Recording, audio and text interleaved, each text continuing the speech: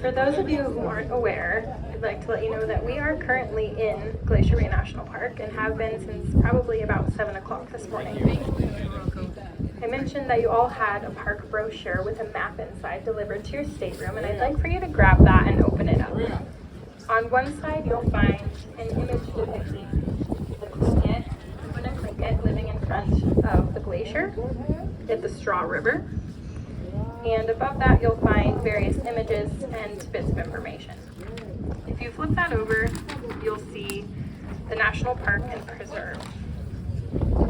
On the left side of this map is kind of a zoomed out version of the 3.3 million acres that encompass Glacier National Park and Preserve.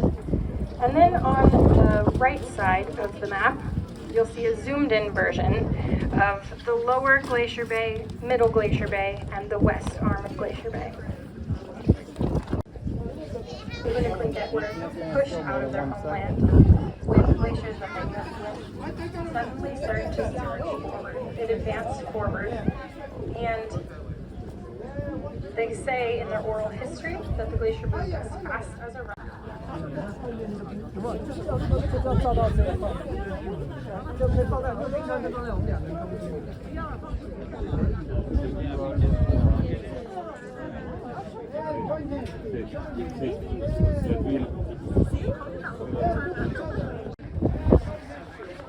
For the next few minutes, we'll be passing by Reed Glacier on our port or left side of the ship.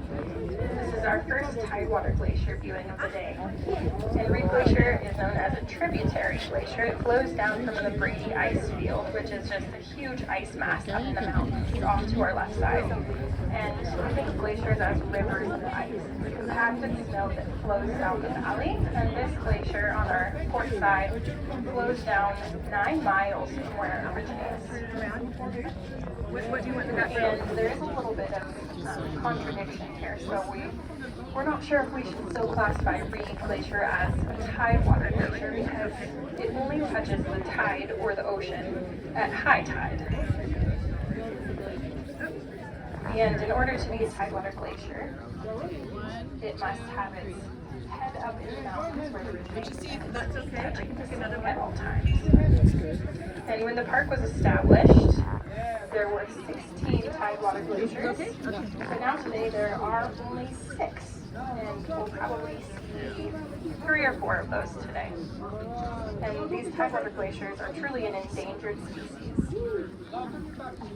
So Reed Glacier, off to our left side, was named after Harry Fielding Reed, a geologist who came to Glacier Bay to map the area in about 1890, nearly 100 years after the first maps were made by George Vancouver. Reed Glacier and the inlet in front of it are frequented by kayakers and hikers who are in search of a wilderness experience.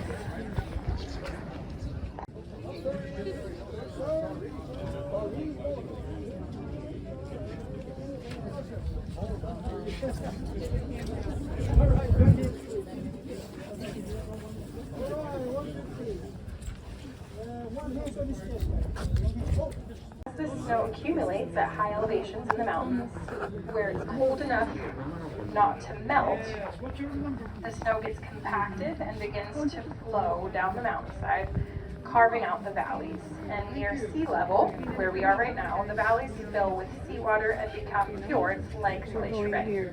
Lakes pile on top of each other, they get compressed and eventually form glaciers.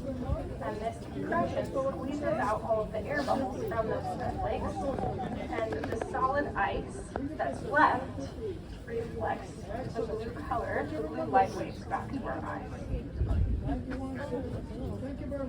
And you'll also see some areas that are covered by this fresh blanket of snow. And then you'll also see some areas that have a little bit of a brown or black color to them. And this is created by rocks and debris that have been picked up by the glacier over time as it flows down the mountain. And we'll see this a little bit more when we visit the Johns Hopkins Glacier here in just a little while. Expand your phone.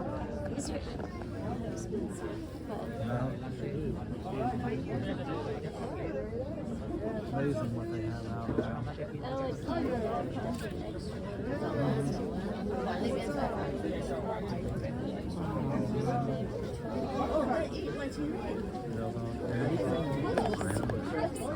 He does, because I bought it in Canada. Probably 20 years old. Way better than I mean, I just understand.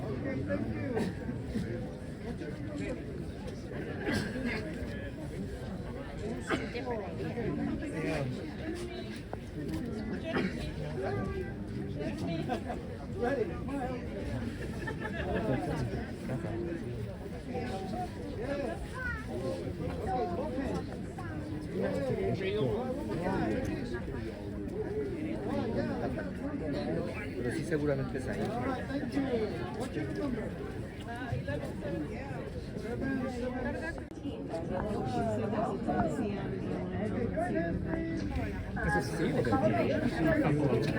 Oh, yeah. It's a lot of resting on ice, right? Piece of ice right there. Looks like there could be one on the piece of ice. And in 1993, Oh, the yeah, first yeah. otters received inside of Glacier National Park. In 1993, they estimated that there were just 5 individual sea otters. But since then, the population has soared to nearly 9,000 individual animals. And this has a lot of implications on the ecosystem that they inhabit because they have really high food needs. They have to eat up to 25 or 30% of their body weight every single day just to survive. And so as you can imagine, that has a huge impact on the ecosystem that they inhabit. To put this into context a little bit, the average adult human eats just about 5 pounds of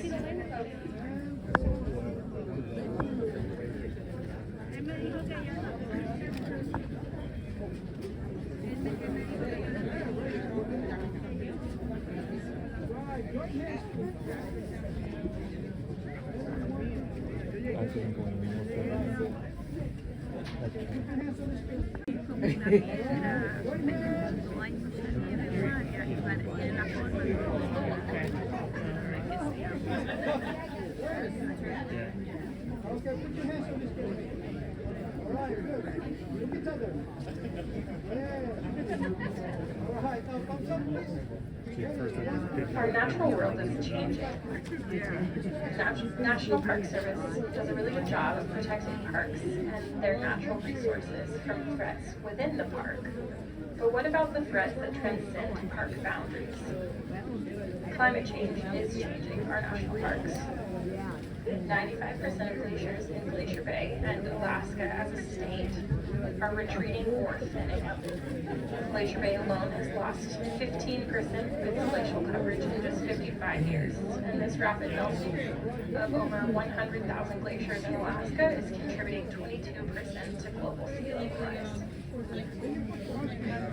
Ocean acidification, ocean temperature rise, sea level rise, coastal erosion, loss of wildlife habitat, and our own, and loss of entire species. These changes transcend borders and park.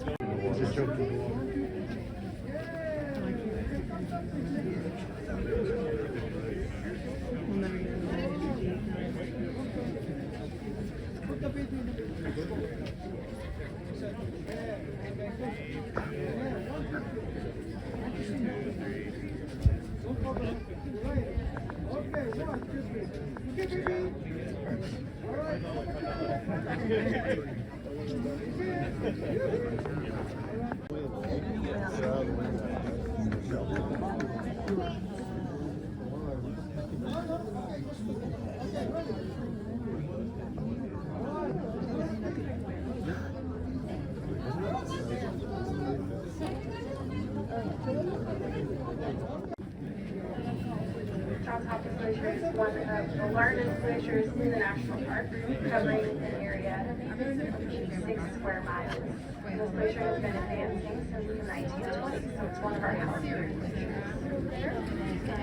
To put things into scale a little bit, this glacier we're looking at about a mile wide and 330 deep. It is hard to imagine this because it's hard to find. Just think of it that that way, 1 mile wide and 330 dark stripes on the glacier. Like I mentioned before, these are just deposits of this rock debris from the hillsides surrounding the glacier. This glacier and inlet are significant for a number of reasons. One reason being that the rate of flow of this glacier is a little bit faster than some of the others. As it really high up, quickly down south. Flowing about 10 feet per day, meaning that about 2 feet of ice fall off of the Glacier into the fjord every day. And I've already seen a little bit of calving action where the ice falls off into the fjord creating icebergs. So keep an eye out and an ear out for this calving action. Splash right there, splash. See? Can't see it? See it? Splash. Caving in.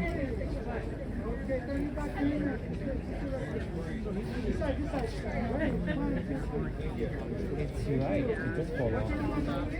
Have to see it?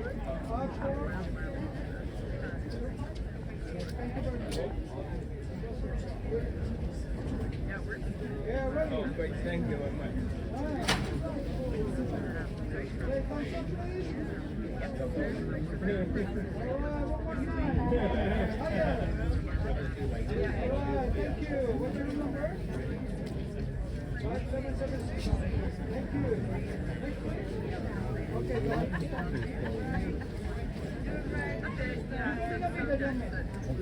Yeah, all right, ready?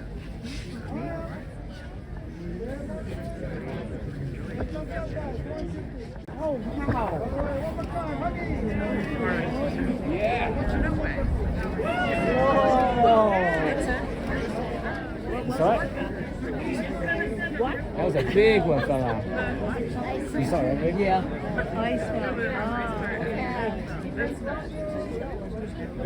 All right. Okay, come back to work. You heard it too. Yeah.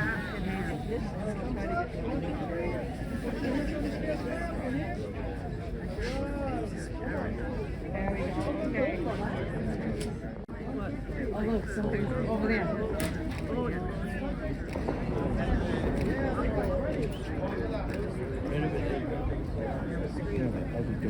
Yeah. Sir, excuse me. Why? Why was it in 45? Ready, 1, 2, 3. Turn it, Rick. Okay, join hands, please. 1, 2. Nobody likes that. All right, thumbs up. 1, 2, 3. All right, what's your number for? Thank you. Next, please.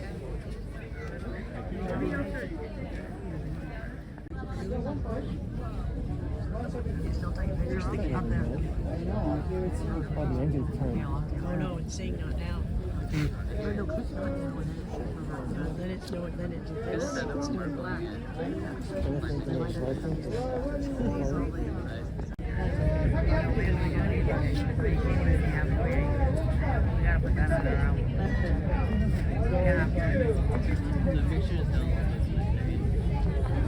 Pictures don't give it. Why don't you go up and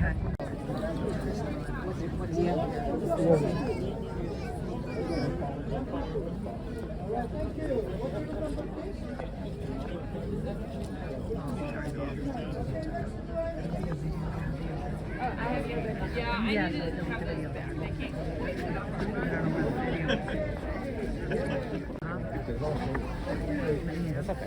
usually my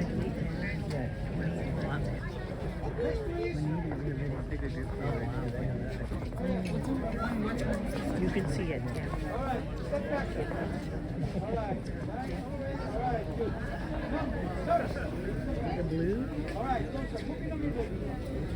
Yeah, ready.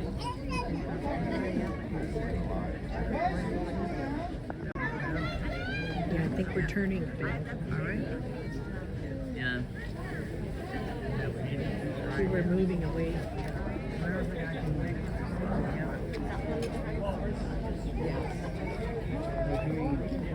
You can see the blue. Yeah, we turned left. You're turning left. Turning around. Kelly, why don't you try taking it? Then you can even do a little.